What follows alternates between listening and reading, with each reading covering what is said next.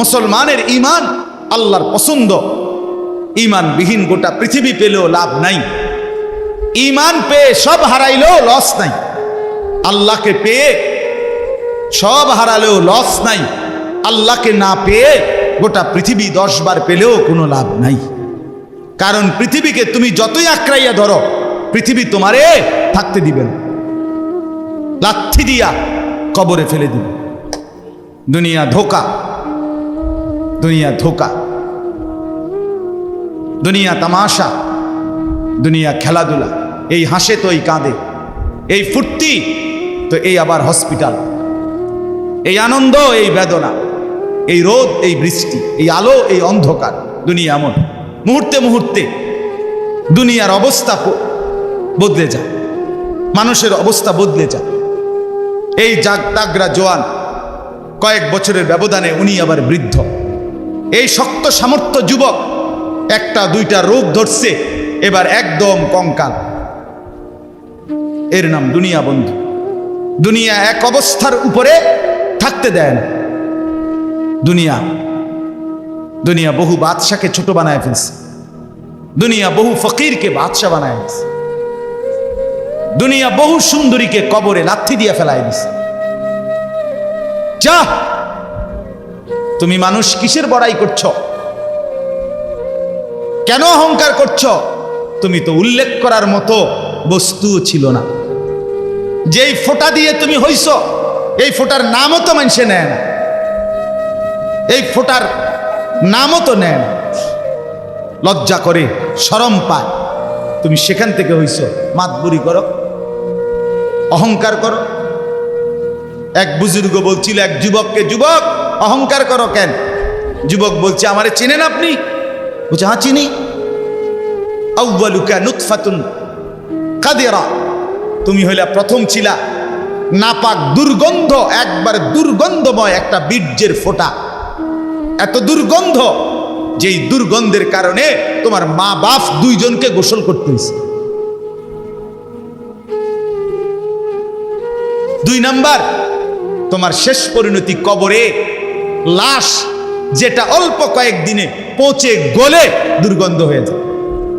3 number, তুমি যে এখন হাঁটাচলা করতেছ, তোমার পেট যদি ছিদ্র করে, ফুঁক মারে, ছিদ্র করে, বের হবে দুর্গন্ধময় কতগুলো পায়খানা। তাহলে যার শুরু দুর্গন্ধ, যার শেষ লাশের পচা দুর্গন্ধ, যার পেটে বহন করছো দুর্গন্ধময় পায়খানা, তুমি মাতবরি করো কেমন?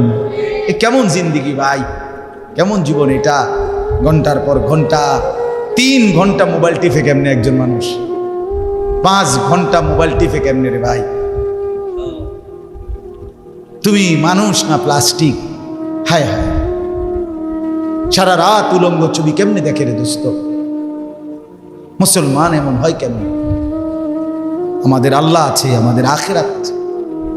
মৌলানা মুফতি দ্বীন মোহাম্মদ সাহেব, আমি শুনতেছিলাম একটা আয়াত পড়ছে, ইয়া আইয়ুহাল ইনসানু মা গাররাকা বিরাব্বিকাল কারীম। রব্বুল আলামিন বলেন, আল্লাহ তাআলা ডাক দিয়ে বলেন, হে মানুষ, আমার মতো দয়ালু মুনিব, আমার মতো মেহেরবান মাওলা, আসমান জমিন আর কোটা কায়নাত দিয়ে 24 ঘন্টা যেই মুনিব, আমি আল্লাহ তোদেরকে লালন পালন করছি। একবার চাঁদ উঠাই, আবার চাঁদ ডুবাই, আবার সূর্য আনি, সূর্য ডুবাই, একবার রাত বানাই, একবার দিন বানাই, একবার আলো দেই, আবার অন্ধকার দেই, একবার রোদ দেই, আবার বৃষ্টি দেই, একবার আলো দেই, আবার বাতাস দেই। আল্লাহ বলেন, এতটা যত্ন করে লালন করছি যেই মনিব, আমার মতো দয়ালু মাওলা, আমার মতো দয়ালু আল্লাহ থেকে তুই বান্দাকে, তুই মানুষকে কে রে ভুলায়া দিল? আমাকে বাদ দিয়ে যার কাছে গেলি বান্দা, বল না বান্দা, আমার চাইতে বেশি কি পেলি তার কাছে? সে তোকে কি দিল? বলো, তোমার সমবয়সী বন্ধু তোমারে কি দিল? উলঙ্গ কতগুলো ছবির দৃশ্য দেখানো ছাড়া, মদের আড্ডা, জুয়ার আড্ডা, নারীর আড্ডা, জিনা ব্যভিচারের আড্ডা ছাড়া তোমার বন্ধু নামের ওই শয়তানে তোমারে আর কি দিছে তুমি বলো? বলো, ওইগুলা তো বন্ধু নামের শয়তান, এগুলা বন্ধু নামের ইবলিস।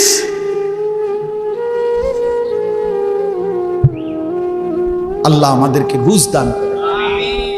এজন্য বাপ, আমি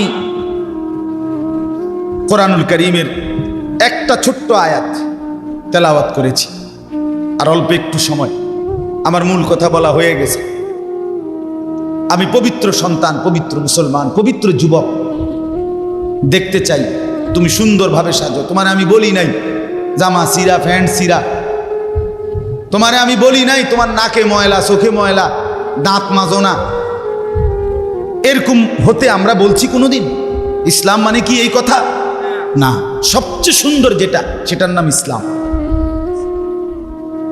সবচেয়ে পবিত্র, সবচেয়ে পবিত্র, সেরা সুন্দর ইসলাম।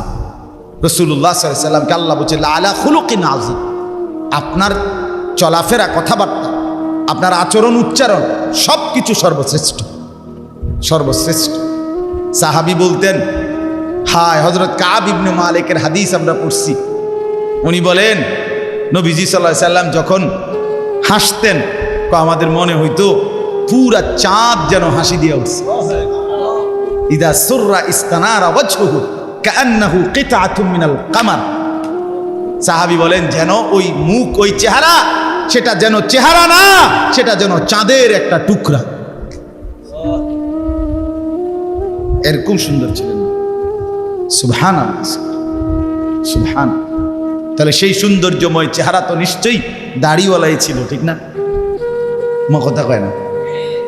নবী সাল্লাল্লাহু আলাইহি সাল্লামের সেই পবিত্র সুন্দর চেহারা, সেটা দাড়িওয়ালা ছিল না?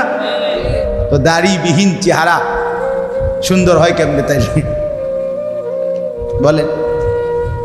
কোনোভাবেই পৃথিবীর কোন সেলুনে শেভ কইরা আপনি দাড়িওয়ালা চেহারার সাথে সৌন্দর্যের টক্করে, সৌন্দর্যের পাল্লা দিয়া আপনি নিজেকে উপরে উঠাইতে পারতেন। দাড়িওয়ালা সুন্দর। পৃথিবীর ইতিহাসে একমাত্র ঘটনা যে দাড়িওয়ালা যুবককে দেখে 40 জন সুন্দরী নারী, বংশীয়া নারী, রাজ পরিবারের নারী নিজেদের হাতের আঙ্গুল কেটে ফেলছে। যেই যুবককে দেখে আঙ্গুল কাটছে, ওই যুবক দাড়িওয়ালা ছিল। আর এর বিপরীতে এই শেভ করুন না, দাড়ি কাটা, এরকম কোন পুরুষকে দেখে এরকম ঘটনা ঘটছে পৃথিবীতে, এমন ইতিহাস রূপকথার মধ্যেও নাই। আরে মানে বানাইন না কিচ্ছার মধ্যে এই কথা নাই, বুঝেন না আপনার কথা? এটা তো কোরআনে আছে, আর ওইটা কিসের মধ্যে নাই? না না, রাক্ষসের গল্পের মধ্যে এই কথা নাই, ডালিম কুমারের মধ্যে এই কথা নাই, রাজকুমারের গল্পের মধ্যে এগুলো নাই। ছোটবেলায় আমরা গল্প পড়ছি না, ডালিম কুমারের গল্প আমি পড়ছি স্কুলের বই, কোন ক্লাসে জানি পড়ছি। এই ছোটবেলায় আমরা গল্প শুনতাম, এই একরকম গল্প, সব